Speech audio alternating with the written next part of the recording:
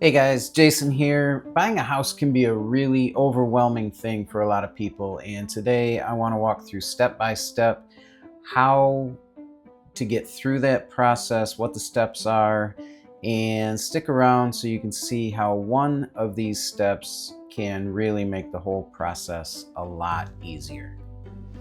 All right, guys, if you don't know me, my name is Jason Williamson. I am a licensed real estate agent and consultant, and I am making these videos to kind of help people figure out how to buy a house, how to sell a house, what the most important steps are, how to get through each step, and make everything easier on you so you understand what to expect during the process.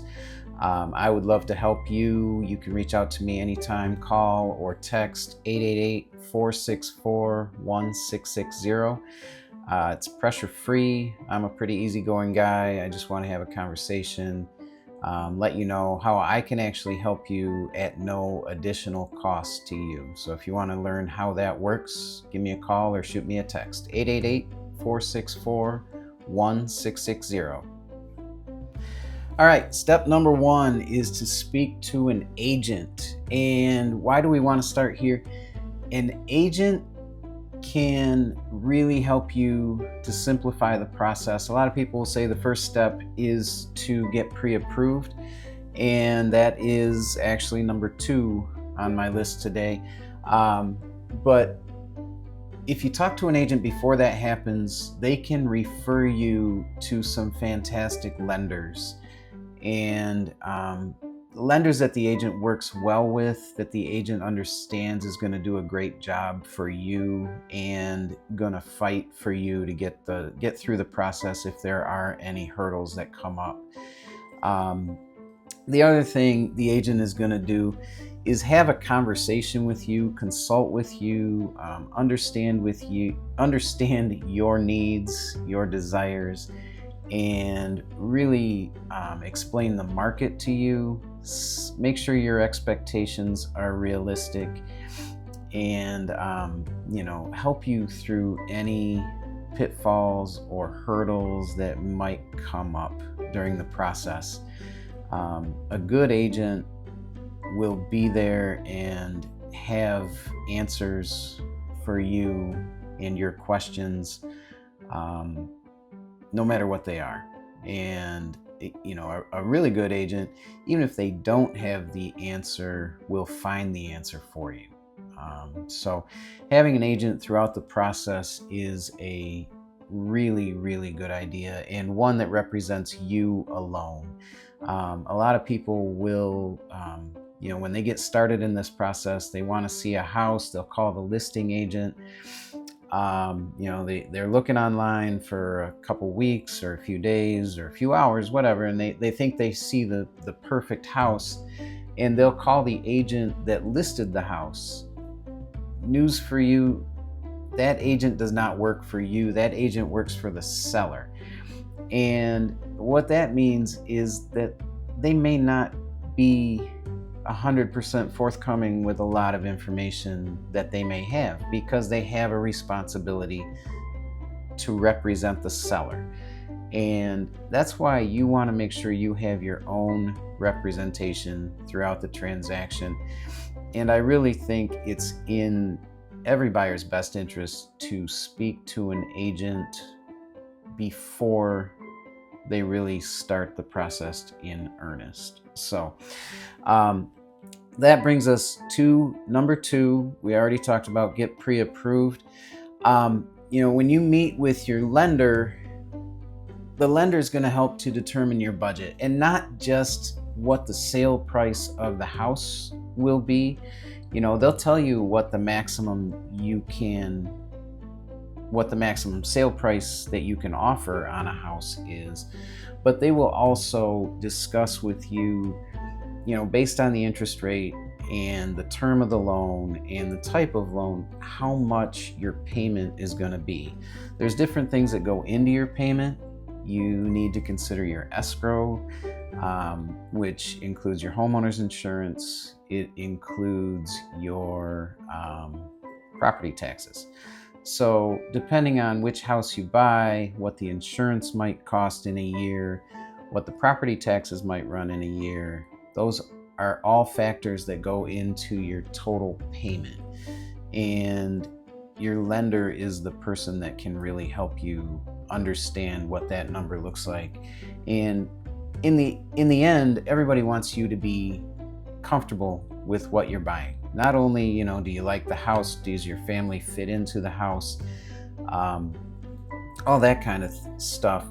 But also financially, are you happy with the payment that you're making every single month? Because if it's more than you can afford, if it's more than you're comfortable with, if it doesn't meet your lifestyle needs, maybe you like to eat out all the time, that costs money. Your house payment, if it's too high, could take away from that. Those kinds of things. So your lender will walk you through that and make sure you are financially prepared to make the offer to actually buy the house that fits your needs the best. So, number 3, once you get that pre-approval, we can start house hunting. And I know everybody, if you're watching this video, you probably started house hunting on Zillow or Realtor.com or Homes.com weeks ago. And now you're starting to get serious. You're really starting to think you can make this happen. Once you get that pre-approval and you talk to an agent, you've got an agent in mind, an agent that you have talked to that's willing to represent you, it's time to get out and look at some houses. This is a fun time. This is also a very serious time. You want to make sure when you're looking at houses that you're thinking about a lot of things. You should be narrowing down or possibly expanding your list of what you have to have in a house. If you're walking through a house that has 2 bedrooms and you're trying to figure out, where am I going to put my stuff? Do I need an office in the house? These kinds of things. Maybe you have to expand or narrow your search to eliminate 2-bedroom houses and expand it to at least 3 bedrooms or something like that. Is the kitchen the right size? Do you need a large kitchen? Do you really like to cook and you need a lot more counter space than a smaller kitchen is offering? Do you need a basement? Do you even want a basement? After you talk to the agent and do a little research, and I know some areas of the country don't even have basements, but if you're in an area where a basement is desired by a lot of people, do you even want it? Because it does come with potential of water infiltration and stuff like that, and it can be space that over time can be very expensive if you have issues like that. So you want to think about a lot of those things as you're touring a house. You really think about a lot more when you're actually inside a house than you do when you're looking at what are the pretty pictures online. So you've toured a few houses, you've been looking at houses with your agent, they are making recommendations, they're taking notes, and you finally find one that you think is the one, and you're ready to make an offer on that house. So when you're ready to make an offer, it's the 4th step. You are going to discuss price, terms, contingencies with your agent to make a competitive offer. In this market, we are transitioning from a complete seller's market, and it's starting to level out a little bit here. And you want to make sure that you are making a competitive offer for the property that you're looking at and the market that you're in. So your agent can help you out a ton with that. Whether there are multiple offers on the table, whether the house, in this market, we are seeing, some houses are a little overpriced because it is changing kind of quickly. In a lot of markets, prices are trending downward, and your agent will have a feel for what's going on, and they can help you make sure that you are getting the house for the best price possible. Terms of your offer are going to include, not just the sale price, but also, your financing. Are you requesting that the seller pay your loan closing costs? Are you requesting that the seller pay your agent's commission? These are all negotiable items. Okay. How long is it going to take you to close this? Your agent will work with the lender to decide how long does the lender realistically need to close on your loan. Part of your offer will be an earnest money deposit or not. Do you live in a part of the country where a seller expects an earnest money deposit, and how much money is that? And earnest money also looked at as a good faith deposit, kind of so the buyer has some skin in the game, as they say. And in some parts of the country, it can be $1,000 that would be applied at closing. Your earnest money deposit goes into escrow and gets applied at closing to your closing costs and down payment amount. Some parts of the country, it can be $1,000. Sometimes it's 1% of the sale price. So your agent will have information and be able to advise you on that as well. And then the closing deadline, and also when you'll receive possession of the home. Sometimes you'll get possession at closing, and sometimes in some parts of the country they do allow the seller, if they've been living in the house, they will allow them to have occupancy after closing, either at no charge or sometimes at an agreed upon rent per day that the seller's in the house, up to typically 2 weeks or 30 days. 45 days is really the longest reasonable time, in my opinion. But again, that's all negotiable. So after you make an offer, the next step is negotiation. When you make an offer, the seller has the option either to accept, reject, or counteroffer.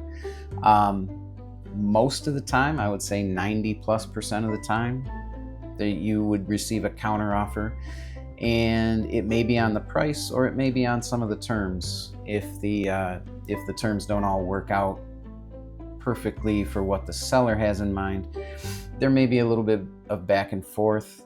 And the negotiation, you get in trouble when you're trying to win the negotiation. In my opinion, you want to work together. Yes, you have your bottom line, the seller has their bottom line, and you can't always come together on that. But if you keep in mind that you're both trying to get to a place that's comfortable, hopefully you can find that middle ground and you can make the deal happen. Okay. After your agent helps you with the negotiation, so you've got the house under contract, and you're ready to really get into this process. The first thing that happens after you get the house under contract is typically your home inspection. And depending on what you negotiated in the purchase agreement, in the offer, inspection period is going to be usually 7 days to 10 days to get the home inspected. And this will vary in different parts of the country. Sometimes, typically it's a home inspection. So you'll have a licensed home inspector that'll come in, and they will look at everything from the electrical outlets to the roof to the foundation to the plumbing, appliances. They'll make sure that the dishwasher cycles correctly, doesn't leak, make sure that the oven, the burners on the oven work and the interior of the oven works, flush the toilets, run the sinks, make sure things are draining properly. So they're going to go through all of this. In an inspection, you're looking for major defects in the home. Is the electrical panel done correctly, or is it a fire hazard waiting to happen? Is there major leaking and water infiltration through the foundation? Is there major cracking or shifting in the foundation? Is the roof going to need to be replaced in the next 6 months or a year? Okay, these are major items. These are negotiable items. Typically, if you bring something up, the seller's going to be aware of it already. There are times when the roof might look okay from the outside, but the seller hasn't been in the attic for 5 years, and there's mold in the attic because there's a small leak up there that they haven't noticed. Okay, but major items like that can be negotiated. Your agent, again, is the best person to lean on for those negotiations. The home inspector will also, if there are no, even if there are no major issues, the home inspector is going to give you a detailed report when they're done. And the report is going to contain everything from, this outlet in the dining room didn't work, this drawer is missing a slide and it doesn't function properly, all the way up to, the foundation has major cracking. It's pretty rare for an inspector to tell you to run the other way, but they will if something major that they think is too much to be repaired. I have had that happen where they tell the person to run the other way. Typically, it's going to be on you. A house doesn't pass or fail inspection.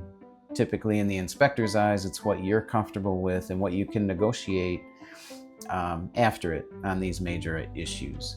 So, but they'll give you a detailed report, and the report is for your use after you buy the house. The report will say, we recommend extending the downspouts on the outside of the house 6 feet away.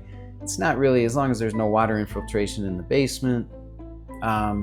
Extending the downspouts is just to make sure that you protect your foundation, so it's not going to, that water infiltration isn't going to happen in the future. They'll make maintenance recommendations, minor repair recommendations, stuff that probably isn't a red flag as far as buying the house, but stuff that you might want to take care of to make sure everything stays in good shape after you buy the house. So the home inspector works for you. So you pay the home inspector. The appraiser, which is the next step, the 7th step, is the appraisal. The appraiser works for the lender.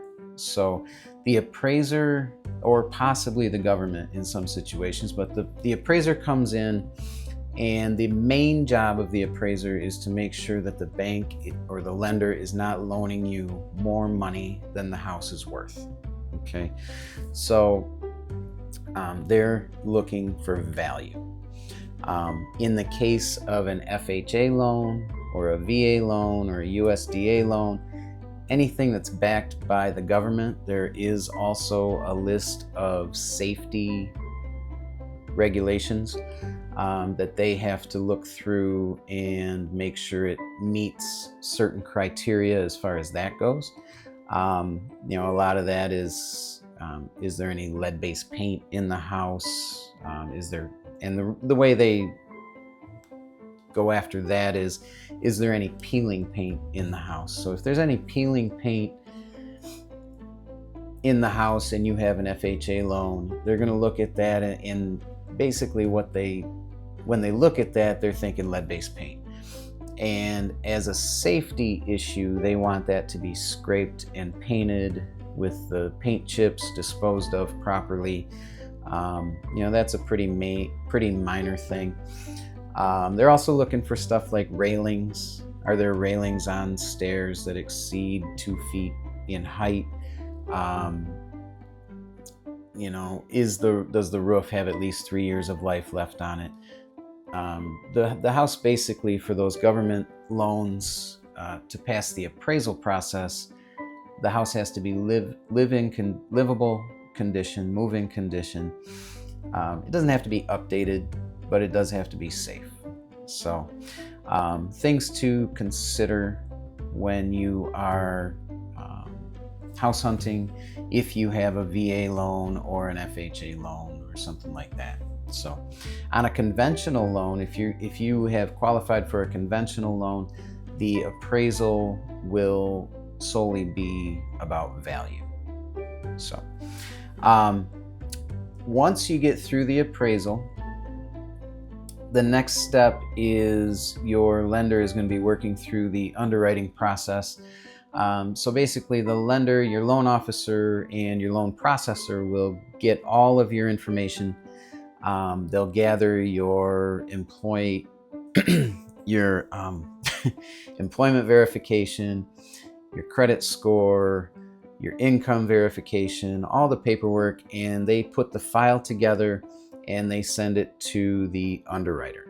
So the underwriter works for the lender and just confirms that the loan officer and the loan processor have done their jobs in compiling all of the information. And the appraisal goes in there and the underwriter reviews everything, and they may say, okay, this bank statement we should have a new bank statement out for the current month. Let's get that in. We need to know who their homeowner's insurance is going to be through. Let's get a copy of that. And so during the underwriting process, it can be frustrating for a lot of buyers because the lender is often calling, on Monday, we need this item. On Tuesday, we need a new bank statement. On Wednesday, can you have the insurance company send over your insurance quote again? And it seems like it's stuff that you have submitted in the past, and you may have, but they may need an updated copy of it. It can be frustrating, but they're just doing what they have to do to make sure that it's all good for them to loan you $200,000, $300,000, $400,000. So just get them everything they need in a timely manner. You can vent a little bit to your agent. I'm sure that definitely happens. Has happened to me many times, and the agent's going to tell you the same thing. I'm sorry, they need this information. They're trying to get you approved. Just get them everything they need as soon as you can. Okay. And when we get into this process, if you have lied about anything, if you've told them that you work at this place and then 2 weeks later you switch jobs and didn't tell anybody, that is going to be a possible reason for them to decline your loan. If your credit said this when you started, say your credit was 750 when you started, and then you went out and bought a new car and now your credit is 710, that's going to affect things. Okay, it's going to affect also, your debt to income ratio. If you had a car that was paid off and you went out and bought a new car with a loan, it's definitely going to affect your loan status. If you opened a credit card at the furniture store and bought $10,000 worth of new furniture, it's going to affect whether you qualify for that mortgage. So don't do any of that stuff without asking your lender, your agent, because when underwriting goes through things, everything has to be up to date. They're going to ask for new documents, new bank statements, new credit report. They're going to go through everything. So just make sure you stay on track and get them what they need as soon as possible. Okay. Once you get through underwriting, you get what's called the clear to close. That means you are fully approved for the loan and you can schedule your closing. So before closing, within 24 to 48 hours of closing, you will want to do a final walkthrough. And I have had deals I had an investment property one time where the day before closing, I went over to make sure that everything was still as it should be. This was a wintertime closing in Michigan, and they had a burst pipe, and the whole kitchen was covered in ice. Obviously, we didn't close on that house that day. The buyer was willing to hang in there. They did. And we ended up closing about a month later after the seller repaired the pipe and cleaned up the mess. But these are reasons you want to do a walkthrough, especially if the house is vacant and nobody's been living there. It's a good thing to go inside, check things out. If the seller has been living there the whole time and just moved out, you may have an agent just walk through and take a peek and make sure everything's in order. But it can save you a lot of heartache and pain by doing it. So once you do the walkthrough, then we'll go to closing.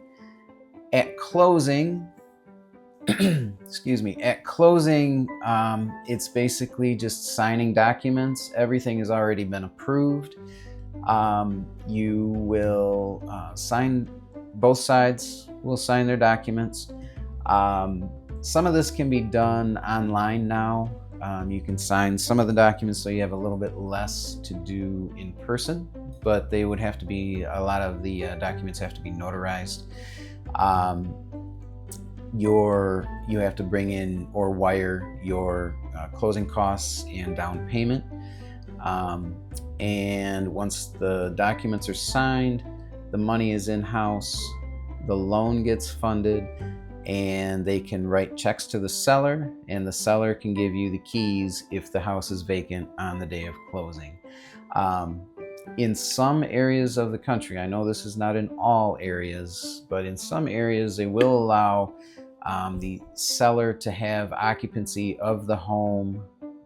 We talked about this a little bit under the offer section.